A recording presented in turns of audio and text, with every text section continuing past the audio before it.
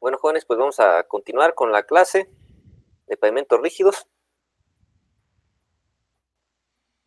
En esta ocasión vamos a ver lo que son los factores que contribuyen al desarrollo de los esfuerzos en los pavimentos rígidos, ¿sí? Obviamente, estos esfuerzos que se desarrollan en los pavimentos son los que a futuro nos van a llegar a causar la falla en el pavimento, ¿sí?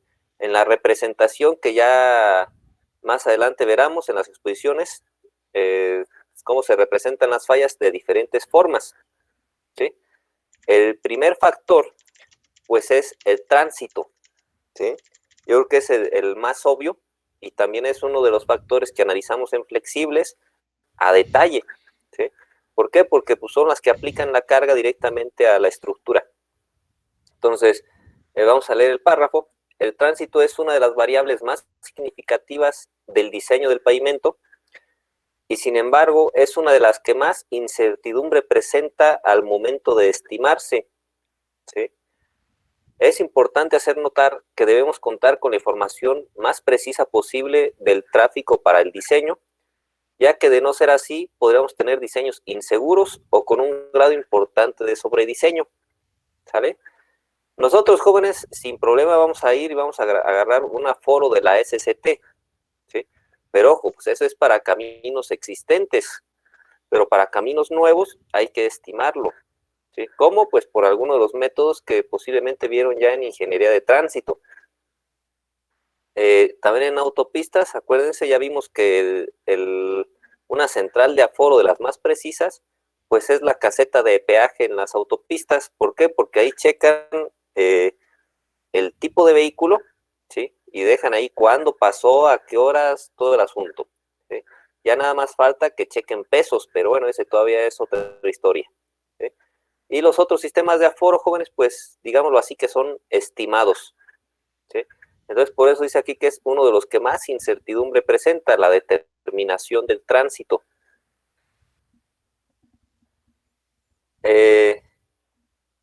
Para la cuestión del tránsito, jóvenes, recuerden que la metodología AASHTO considera la vida útil de un pavimento relacionada al número de repeticiones de carga que podrá soportar el pavimento antes de llegar a las condiciones de servicio final predeterminadas para el camino, ¿sí? Eso ya no es nuevo. Nosotros vamos a estimar el número de ejes equivalentes que van a pasar por ese camino a los 15, 20 años, ¿sí? Y después vamos a determinar, de acuerdo a nuestra estructura, cuántos ejes equivalentes resiste la estructura que nosotros propusimos, ¿sí? En caso de que no llegue a ser igual o superior a los ejes estimados en ese tiempo, pues habrá que a realizar otra propuesta. De igual manera, si está muy por encima la resistencia de nuestro pavimento, pues hay que hacer otra propuesta bajando espesores, ¿sí? Aquí nos dice, el método AASHTO utiliza en su formulación el número de repeticiones esperadas de cargas de ejes equivalentes, es decir, que antes de entrar a las fórmulas de diseño, debemos transformar los ejes de pesos normales de los vehículos que circulan por el camino en ejes sencillos equivalentes de 18 kips u 8.2 toneladas, ¿sí? Que también los conocemos como los ESALs, ¿sí?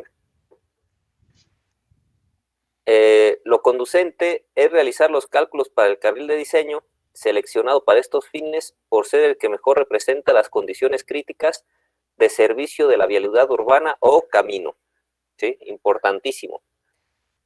Entonces, a ver, Francisco Duarte Gámez.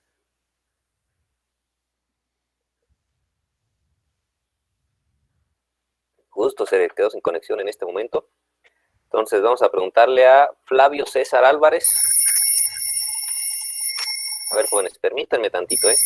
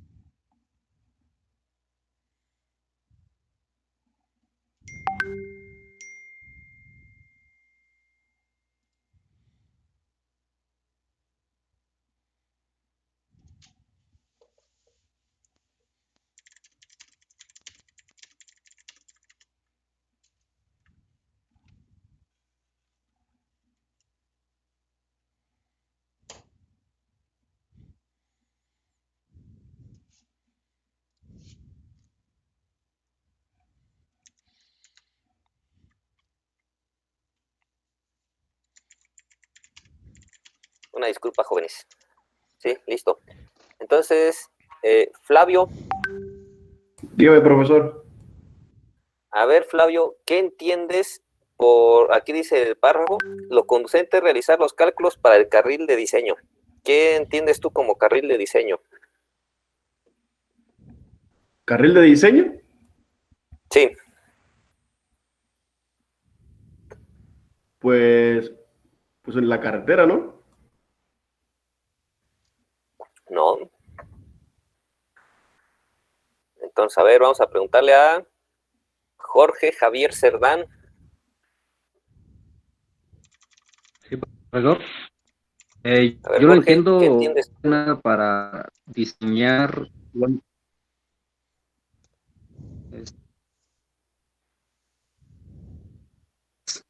para diseñar cómo hacer una carretera, ¿no? Eh, Más o menos, pero no. hacer un, Ah, hacer un estudio. más o menos, pero a ver, espérame, a ver, vamos a preguntarle ahora. Marco Antonio. Sí, ingeniero. A ver, Marco Antonio, ¿qué entiendes tú el párrafo ese que dice que realizar los cálculos para el carril de diseño? Pues que solamente nos vamos a enfocar en realizar ahora sí que los cálculos para únicamente el carril es, ¿cómo decirlo? Ahí se me fue la idea completamente, pero, o sea, yo entiendo que solo vamos a realizar el diseño de ese carril, no de todo el camino, solamente de ese. Vamos a realizar cálculos sobre ese carril, cuántos carros pasan solo por ese carril, ya sea de un sentido u otro. Entonces yo creo que entiendo eso nada más. Ok. ¿Alguien que quiera comentar algo, jóvenes? ¿No? Bueno, recuerden, Yo sé,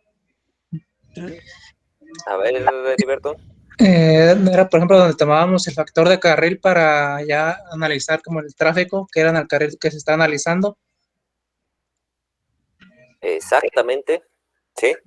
Recuerden, jóvenes, eh, los aforos vienen presentados de diferentes formas, ¿sí? Vienen presentados un aforo en ambos sentidos o viene presentado un aforo en un solo sentido, ¿sí? Dependiendo de cómo venga presentado el aforo, todavía hay que aplicarle otro factor, que es el factor de carril, ¿sí?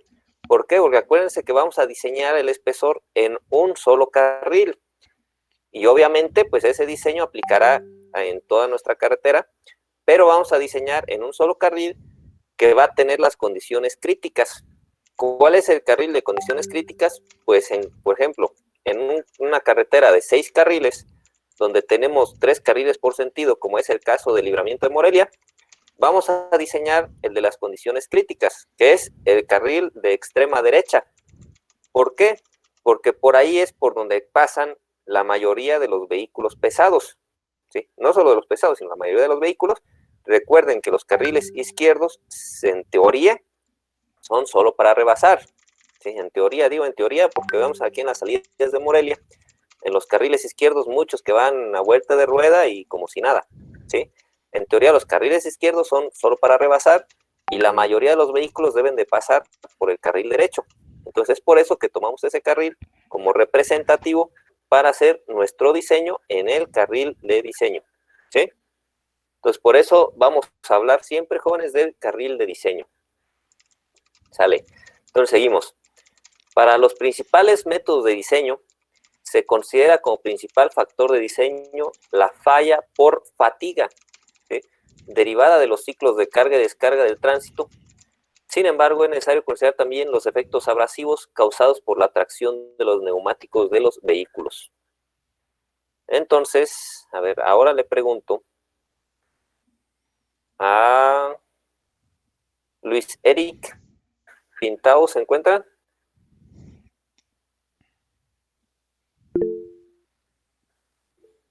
A ver, Luis Eric, ¿qué entiendes por fatiga?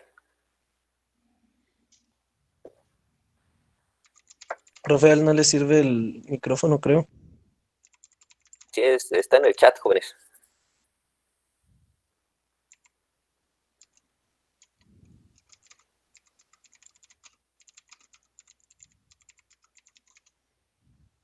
A ver, Luis, ahí en el mismo chat, ¿qué entiendes por fatiga? El desgaste de los pavimentos ocasionados por los esfuerzos continuos, más o menos. Vamos a preguntarle a Roberto Vega Suárez.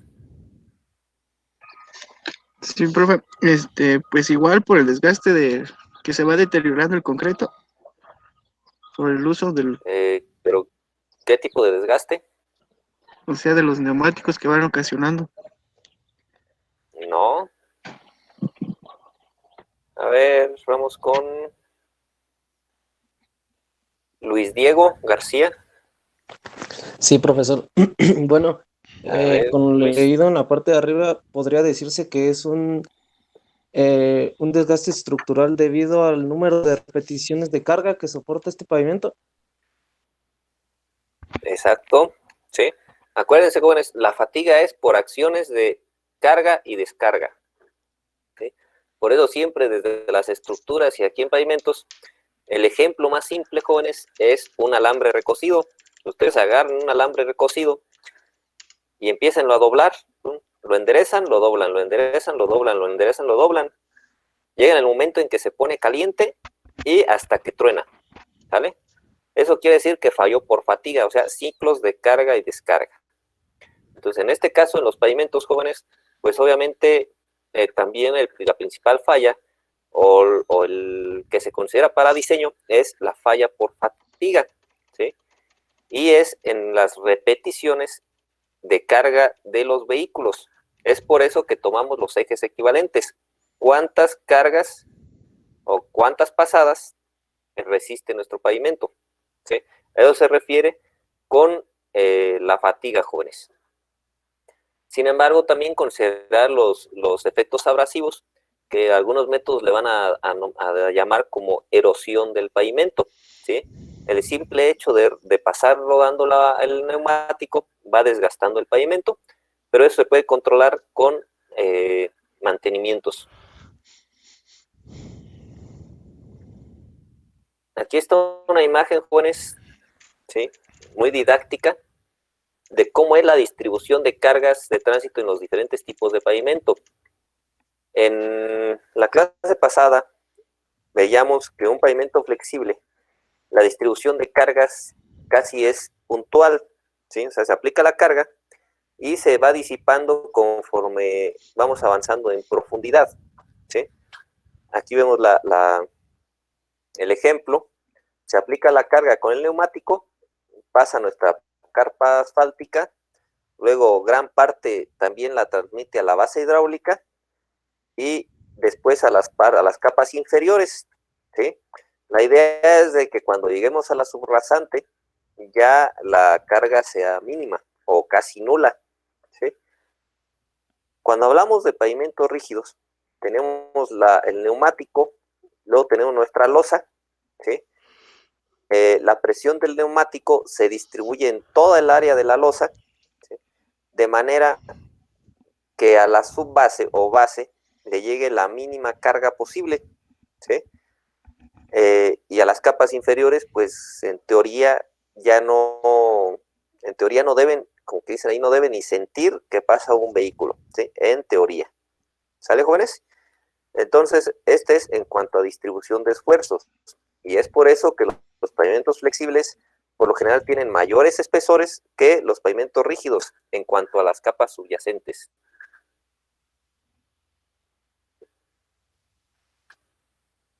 Después tenemos diferentes situaciones. Depende de en qué lugar de la losa se aplique la carga, ¿sí? Lo podemos ver aquí en la imagen. Tenemos la carga central, ¿sí? La carga se aplica al centro de la losa, causa una deformación como lo que vemos en la losa, ¿sí? Pero la carga se reparte en toda la losa. Después tenemos una carga de borde, ¿sí? Como se muestra en la imagen, si se fijan en la carga de borde, ya la distribución de esfuerzos no se da uniformemente en toda la losa, ¿sí? Sino que se presenta más en la orilla o en el borde cargado. Luego tenemos la carga de esquina, ¿sí? La carga de esquina, jóvenes, es una condición muy crítica para los pavimentos rígidos, ¿sí? ¿Por qué? Porque si se fijan ustedes, fíjense cuando salgan a la calle, a pavimentos rígidos, las principales fallas que van a ver van a ser grietas en las esquinas, y justamente es por esta ocasión, por esta forma de carga, ¿sí? Se aplica la carga en la esquina, no alcanza a distribuirse uniformemente en toda la losa, empieza a generar deformaciones en la base, ¿sí?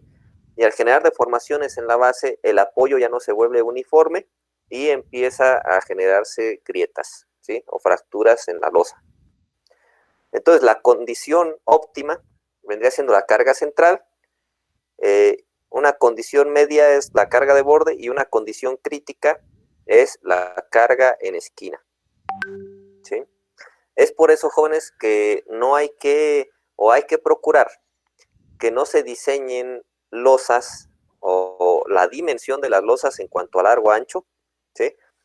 De manera que la rodada del vehículo quede en el borde, ¿sí? Siempre hay que procurar que quede dentro de la losa, no en el borde, ¿sale? Luego tenemos otro ejemplo, cambiando las bases, ¿sí? En el primer caso, tenemos una fundación perfectamente rígida, fundación, digámoslo así, como un desplante, ¿sí? Que vendría siendo la base. Tenemos una fundación rígida, después aquí donde está la llantita, nos dice, debido a la rigidez de la fundación, la carga no genera deflexiones ni tensiones en la losa, ¿sí? O sea, la carga transmite, se aplica a la losa transmite en toda el área a la subbase uniformemente. Es una condición óptima, ¿sí? Después tenemos durante una carga medioambiental, o sea, las puras temperaturas, jóvenes, la fundación no acompaña la deformación de la losa y se genera pérdida de apoyo. Es lo que les comentaba en la clase pasada, el fenómeno del alabeo, ¿sí? No voy a abundar, pero ahorita lo vamos a ver. En el caso número 2, tenemos una fundación o un desplante muy flexible. En esta parte nos dice, debido a la falta de soporte de la losa, afecta significativamente y se generan elevadas tensiones de flexión, ¿sí? O sea, al aplicar la carga, se deforma la losa y se deforma la subbase, ¿sí? En el siguiente caso, en cargas medioambientales, pues se deforma la base al igual que se deforma la carpeta, ¿sí? O la losa de concreto hidráulico. Todas son las cargas o los esfuerzos del tránsito. Después vienen los esfuerzos por temperatura. Aquí le voy a pedir de favor a Nicodemo Torres que me apoye con la lectura. Por favor, Nicodemo. Temperatura. Los pavimentos de concreto hidráulico o pavimentos rígidos están sujetos a los siguientes esfuerzos por temperatura. Esfuerzos de compresión y tensión causados por la expansión y contracción del concreto. La temperatura alta genera dilatación, mientras que la temperatura baja genera contracción. Durante el día, cuando la temperatura en la parte más alta de las losas es mayor que en el fondo, la parte encima tiende a expandirse con respecto al eje neutro, durante el cual el fondo tiende a contraerse. Sin embargo, el peso de la losa restringe la expansión y la contracción de la misma. De esta manera, el esfuerzo de compresión son inducidos en lo alto de la losa cuando el esfuerzo de tensión ocurre en el fondo. En la noche, cuando la temperatura en la parte superior de la losa es inferior que en el fondo, la parte superior tiende a contraerse con respecto al fondo. Así, el esfuerzo de tensión inducidos en la parte superior y los esfuerzos de compresión en la parte inferior.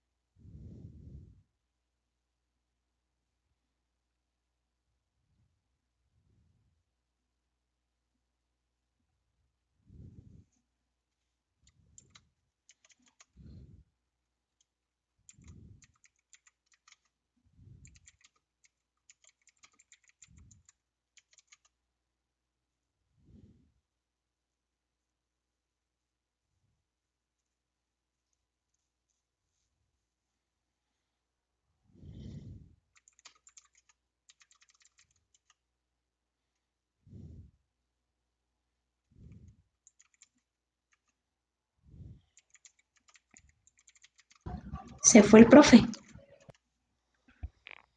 Al parecer sí, creo. Que sí. Ah, bueno, pensé que era mi internet. Oh, pinche Chema, ¿qué andas haciendo acá? Vine a visitarte, Blas. Te extraño mucho.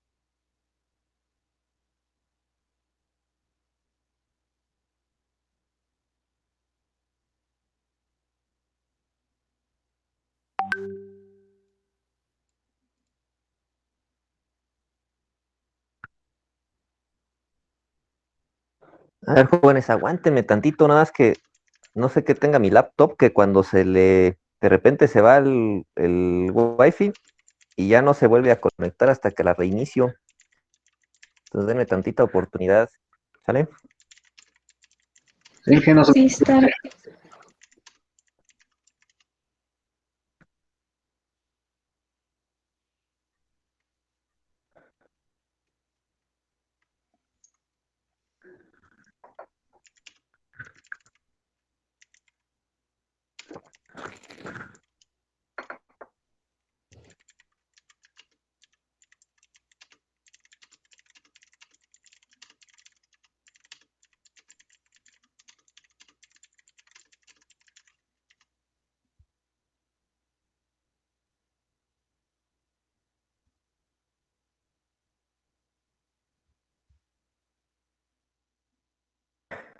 A ver, jóvenes, si quieren, en lo mientras, vamos avanzando. Si tienen alguna duda del equipo número 1 de su exposición.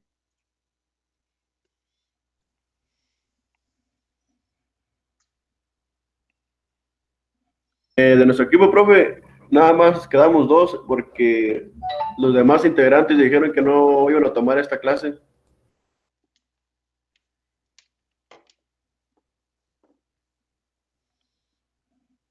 A ver, Flavio, desactivaste el micrófono, no te escuché muy bien. Traigo los audífonos. Ok.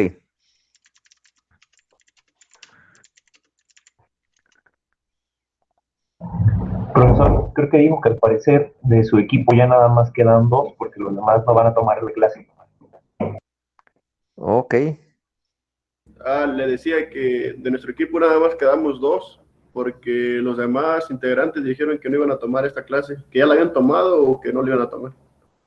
Ok, y eres del equipo 1, ¿va? No, del 3 No, creo. del 3. Pues Ahí llegó un compañero y dijo que andaba buscando equipos, pero le dije que le diga a usted que lo metiera al nuestro. Por si quiere, ¿quién pues. será? Un Cerdán, no sé si está aquí. Pues ahorita a ver qué nos comenta. A ver si aparece. Sí, profesor, es lo que le estaba comentando a mi compañero, que no tengo equipo. Apenas me integré ayer en las clases. Ok. Entonces, a ver, ahorita déjame que abro los archivos y te digo en qué equipo te registro. Sí, está mi maestro. ¿Y duda de los temas, jóvenes? ¿No? ¿Ninguna? Inge, aquí en mi equipo sí tenemos una duda. A ver, Marco, dime. Es que encontramos ya más métodos de diseño, pero queríamos pues comentárselos para que nos diga cuáles sí están bien y cuáles de plano mejor omitimos. Porque hay A ver, unos que le ¿cómo digo cuáles? investigando. Mire, uno es, y no sé si será cierto porque usted comentó, pero uno dice es método de la UNAM. Ese no sé si sea válido, es que usted nos había dicho que creo que no había método de la UNAM para pavimentos rígidos. Que yo sepa, no hay. De cualquier forma, si quieres mencionarlo, pero, Sí. pero checa bien que sea para rígidos. Sí, aquí dice pavimentos rígidos y una lista con los métodos. Entonces, luego está el ASHTO, luego está el Sí. español MOPU, ¿Qué es el catálogo? Ujú. sí, luego está el de diseño Portland de la Semen Association, el PCA, El PSA, correcto. luego el de método de las losas cortas del EBRT. Ese método, sí está bueno que lo menciones, pero ese como que no está muy aplicado aquí, pero de todos modos sí menciónalo porque sí, también lo he visto que en el sur más que nada, creo que lo están aplicando. Ok, En el sur luego del continente, no de México, ¿sale? ok. Luego está el catálogo de la SST, el de secciones Sí, estructurales. Y por último está el método de CEMEX según la ASHTO, pero me comentó un compañero que pues es el ASHTO, nada más que en vez de usar cualquier otro tipo de cemento usan CEMEX y ya. Entonces no sé si ok, será necesario agregarlo. mira, lo que haga que no es el método de Cemex, más bien es el método ASHTO, nada más que lo publica Cemex, Sí, ¿sí? y esa es Y la lista. de la UNAM siento que va a ser igual, va a ser un documento de la UNAM, pero va a ser los métodos ASHTO, Ok. Y ¿sí? estaba investigando sobre el español, el MOPU, y me parecía que era el mismo que se usaba en pavimentos flexibles, solamente que ahora la carpeta es de concreto hidráulico, pero que el Es método en sí correcto, era similar, entonces lo volvemos a mencionar. hay que volverlo a mencionar, Perfecto, ¿sí? entonces Pero sería todo, ya ingeniero. más breve y enfocado a los pavimentos rígidos, Perfecto, sí, ¿sí? muy bien. Ok, Gracias, entonces es ingeniero. todo en dudas, ¿va? Sí. Perfecto. Listo, jóvenes.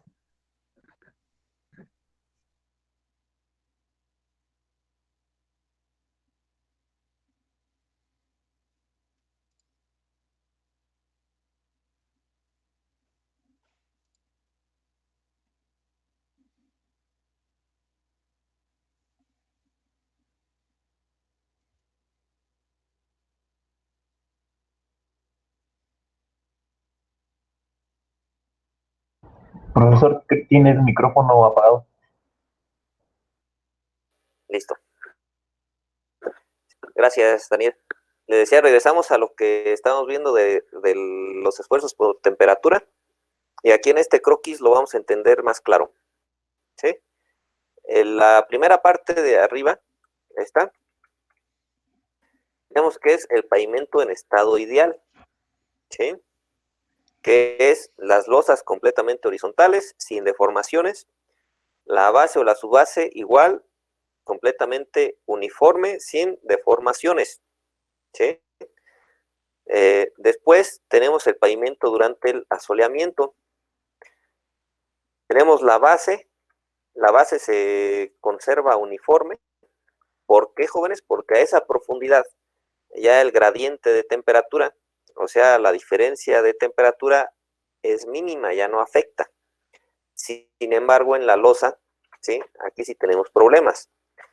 En la parte superior es donde pegan directamente los rayos solares, pues el sol puede llegar a una temperatura de 40 a 50 grados Celsius, ¿sí? Mientras que en la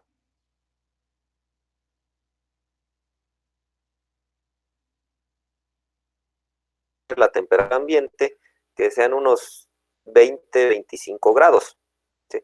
Entonces, el gradiente de temperatura entre la parte superior y la inferior, pues sí es considerable, lo que nos genera la deformación que vemos en esta parte, ¿sí? Una dilatación en la parte superior.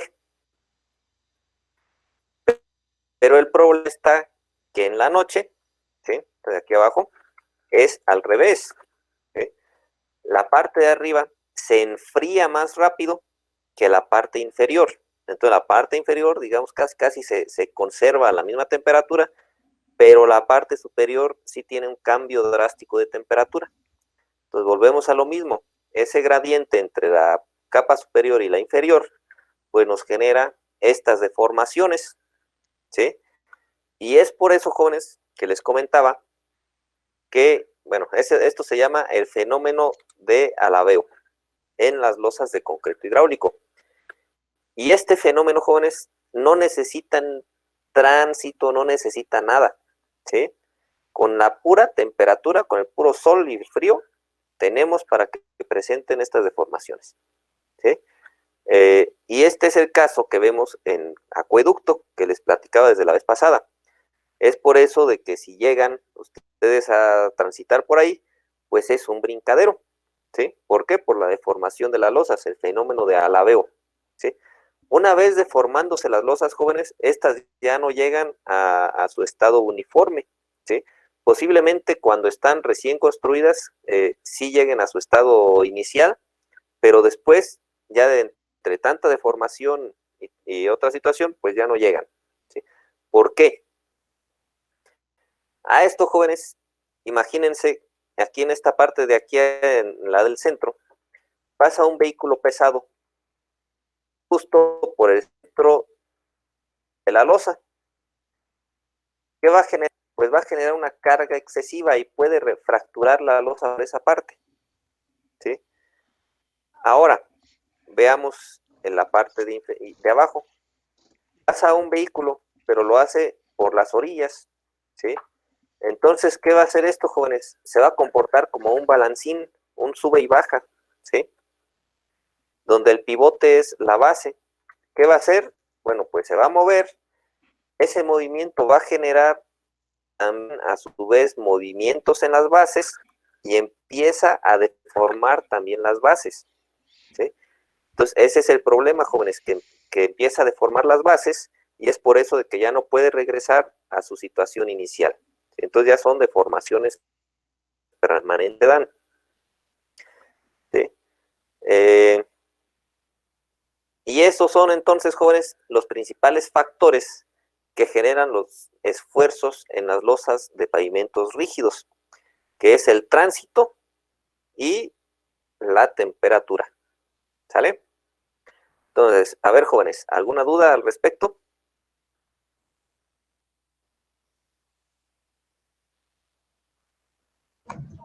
De mi parte, ¿no, ingeniero? ¿No? ¿Todo bien? Sale, entonces, claro, entonces para los... Y esto, jóvenes, también les recomiendo, ya después vemos diferencias, los que son de aquí de Morelia, procuren transitar por Avenida Camelinas, ahí del tramo de La Paloma al Boulevard García de León, ¿sí? Procuren transitar también en la zona de que está ahí por Plaza Andador, ¿sí? Ahí de entre Costco y La Huerta, ¿sí? Acuérdense que esos tramos son relativamente nuevos. Procuren transitar por la zona del estadio, ¿sí? Ahí de entre el estadio y la salida a Quiroga. Esos tramos, jóvenes, son relativamente nuevos, que pasaron de pavimento flexible a pavimento rígido, ¿sí? Entonces, procuren transitar por esos tramos y ya me comentan experiencias. A ver, ya me dicen, ay, en este tramo se sintió muy feo los brincos, en este otro no se sintieron mucho, este tramo está más uniforme, ¿sí? Y a ver si podemos llegar a alguna conclusión de ese análisis, ¿sí? Les diría que también pasen ahí por la calzada Juárez, jóvenes, pero ese es otro rollo, con perdón de la palabra, pero esa es una cochinada, ese presenta todas las fallas habidas y por haber, ¿sí? Ya cuando veamos la última tarea, que es la de identificación de fallas, ahí pueden ir, jóvenes, y van a encontrar todas las fallas, ¿sí? Todas las que veamos ahí están presentes, ¿sí? Entonces, jóvenes, les dejo esa tarea, pasen por pavimentos rígidos, ¿sí? Y hagan observaciones de grietas, revisen si están alabeadas o no están alabeadas, ¿sale, jóvenes? Y pues por ahorita, jóvenes, aquí le dejamos con este tema, que es un tema muy sencillo. El miércoles iniciamos ya con las exposiciones, ¿sí? Después de las exposiciones ya analizaremos los métodos del AASHTO y de la PCA, ¿ok? ¿Les parece? Profe, Sí, Flavio. Sobre la exposición de nosotros. Sobre la exposición de nosotros son los módulos de reacción del suelo, que es y su determinación. Sería identificar todos los módulos que hay y definirlos y cómo determinarlos, pero no abarcaríamos algo más. A ver, aguántame tantito, Flavio, ¿sí? Okay. Primero vamos a arreglar tu tema. ¿Qué equipo eres? Ya, el 3. ¿Quiénes son los que no están contigo ya? Gabriel y José. Solo estamos Fer y yo. Francisco. No, ¿quién es el que? A ver, espérame. Francisco Duarte.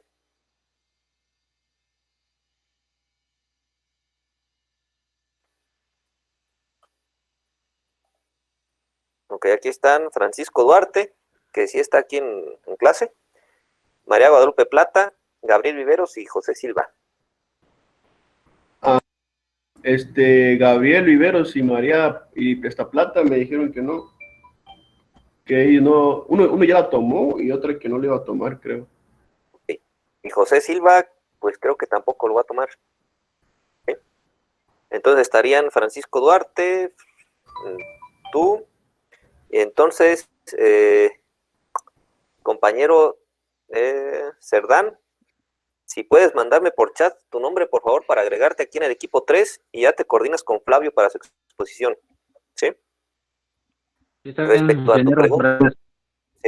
Respecto a tu pregunta, Flavio, el módulo de reacción del suelo es una prueba que se le realiza al suelo, ¿sí? En pavimentos flexibles, no sé si en tu caso analizarían el VRS, que es el valor relativo de soporte, o el CBR, que es lo mismo, ¿sí? Entonces, para pavimentos rígidos se aplica el módulo de reacción del suelo. Entonces es una característica del suelo que se determina por una prueba, que no les voy a decir, esa es ya tarea de ustedes, ¿sí?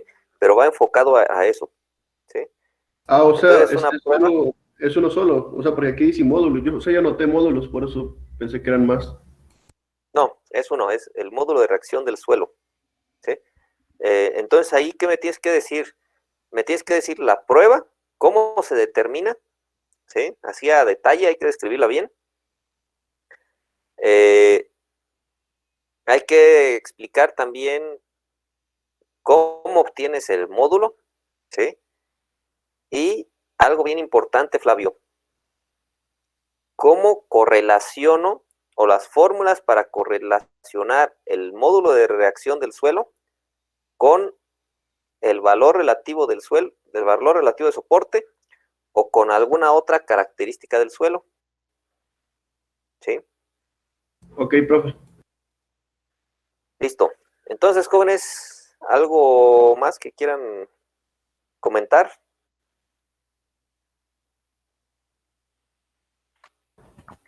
¿No? Ingeniero. Bueno, nos vemos. Sí, Néstor. Yo tengo una duda, o en mi equipo tenemos una duda en el equipo 1. Ya ve que nos dijo que que buscáramos si los aditivos para concretos hidráulicos se podían combinar y buscamos, pero no encontramos si se podían combinar. Buscamos en una norma en la IMT de aditivos para concretos hidráulicos y no dice nada si se pueden combinar. Eso no lo vas a encontrar en la norma, ¿sí? Ahí más bien te recomiendo que hables a los proveedores. En el caso de SICA, pues habla ahí con algún asesor técnico de SICA y a ver si te comenta. Ah, bueno. ¿Sale? Gracias. Sí, por nada. ¿Algo más, jóvenes?